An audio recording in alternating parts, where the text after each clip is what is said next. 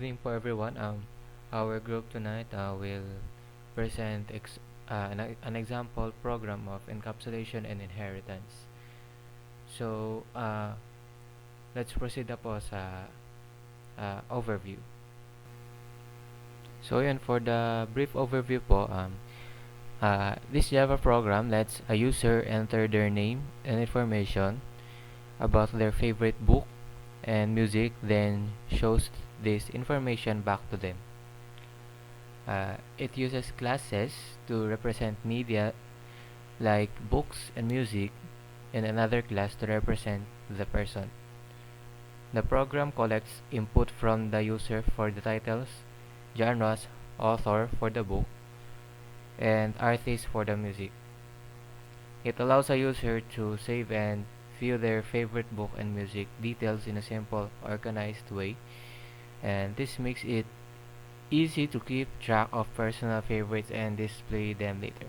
So, sa ginawa po namin program, ma'am, ito po is itatry po namin na i-execute yung encapsulation and inheritance dito po sa simple program na ginawa po namin na kung saan kinukuha po namin yung basic information po ng user. Yun po. So, let's proceed po sa next slide. So, ayun po. I'm Kevin po and ako po yung magtatackle about sa code snippet po. First po, ang ginawa po namin object is tatlo po. Bale, person, book, and music po. Sa book po, yun po yung kukuha ng details ng favorite book ng user natin. Din sa music naman po, dun po din mag-store yung in-input na details ng user natin. Then, para po matawag yung mga details na in-input ng user natin, gumamit po kami ng invoking method sa pag-call sa favorite book and favorite music po ng user natin. Next slide po. Ayun. So, bale, ito po yung mga ginamit naming method para po maipakita yung favorite na music and book nung ating user po. Gumamit po kami ng ayun po. Bale, dito naman sa methods po, dito gumamit po kami ng iba't ibang methods po para po ma-print yung binigay na or input na data ng user po.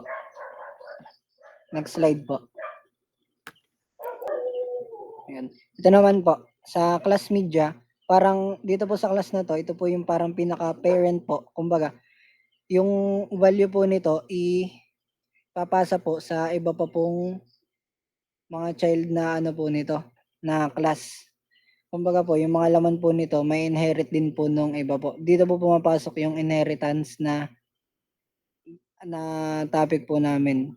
So, ayun po. Bale, dito lang po din papasok. Parang i-return lang din po niya para po magamit po natin yung mga data na in-input po ng user. Next po. Then, yan po. Tumamit nga po kami ng extends para po ma-inherit nung book, yung laman po ng media para po makuha din po ng book yung nilalaman nga po ng media. Ito po, basically po, dito po sa class book, dito po yung papasok din po yung mga pinag-i-input po ng user po. Next slide po. So, ayun din po. Ito naman po, kaparehas lang din po nung sa book na class. Basically, extend lang din po and in-inherit po yung laman ng media po. Next slide po.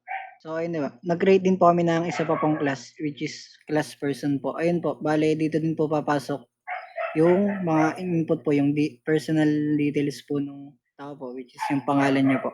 So, ayun po, bale, nag-create po kami ng class na favorites. Bale po, ito po yung parang basically na main class po. Ito po yung mag-act po para i-print po lahat po nung in-input ng user po natin. Ayun po. So, para po sa demo, dito po ako po si Abila and i-present ko po sa inyo paano nag-work yung code namin. So, first is i-run po natin yung code. So, ang unang hihingin sa inyo is yung name niya. So, mabigay natin ay Jake Avila. Then, next yung book title, favorite book title, Harry Potter.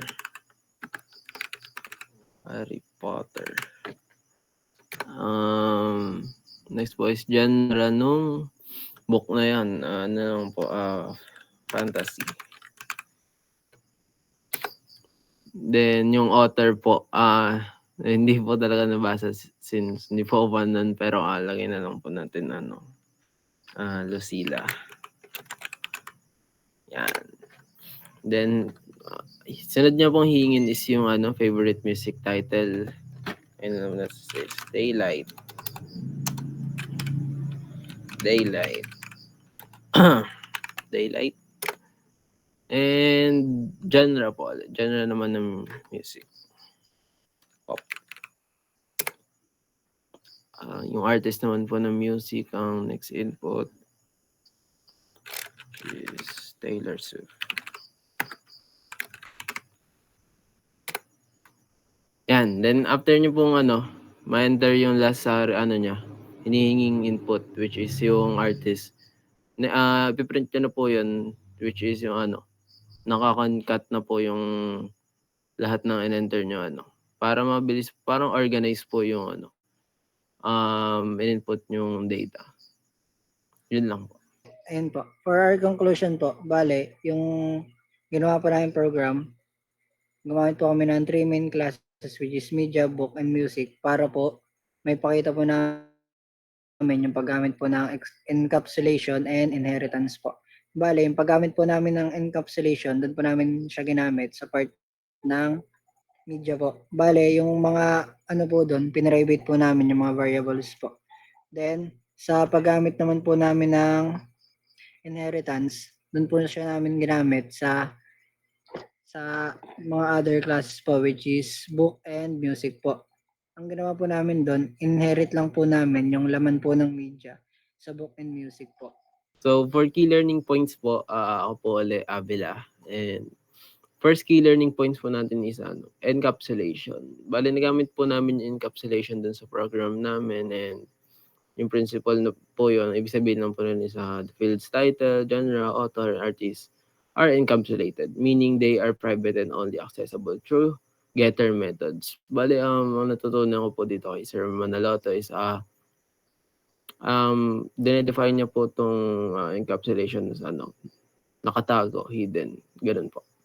So, next po is inheritance. Nagamit din po namin ito sa program nung sinabi rin po siya nung group ko na gumamit po kami nung extends para po ma-inherit nung other classes from media. So, the definition is the book and music classes inherit from media-based class. Reusing common functionality like the string method, this demonstrates code's reuse and ability to extend functionality. Next po is interaction between objects. Bali napakita rin po namin dito yung interaction ng mga objects dahil gumawa nga po kami kanina ng nabanggit po yung tatlong objects which is person, books, at music. May kanya-kanya pong authors, writers, genres, ganun. So the person class interacts with the media objects to display users' favorite book and music, showing how objects of different classes can collaborate to perform operations. These examples emphasizes how object-oriented programming concepts can help organize code efficiently, making it modular, reusable, and easier to maintain. So yun lang po. Thank you po.